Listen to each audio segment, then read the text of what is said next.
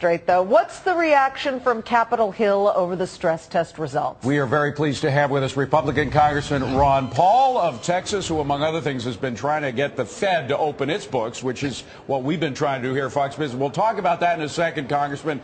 But what about these stress tests? Are they just for show, or is there substance here?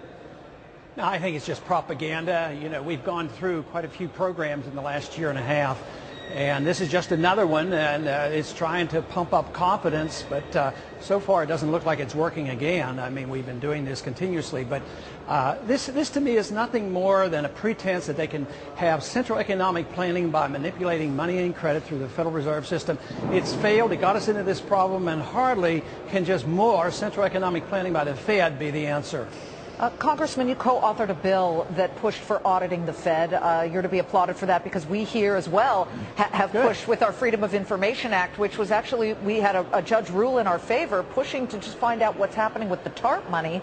So we're mano a mano on that level, but when you say that it really has done nothing, I'm just wondering, you know, we've had some stabilization of the banks over the past couple of weeks, and the market hasn't exactly slid down a slippery slope. I'm just wondering, you don't see any value in at least having gone forth with looking at bank books on behalf of 150 inspectors?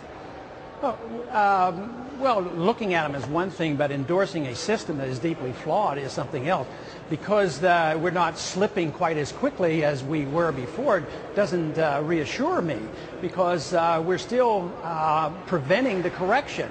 A correction, when you have malinvestment and a financial bubble, is to allow the correction to occur. So the fact that there's been a slowing down of the correction bothers me. It just prolongs the agony. And this is exactly what we did in the 30s. It was always a pretense that we were helping with another government program. But what you want to do is the liquidation of debt and get rid of the malinvestment, get people back to work and savings. But just more regulations and giving more power, like Bernanke talked about today, more regulatory power to the Federal Reserve, that's hardly moving in the direction of the marketplace. You know, he talked about, at the end of his speech, he said, what we need to do is work for a more sound and stable financial system.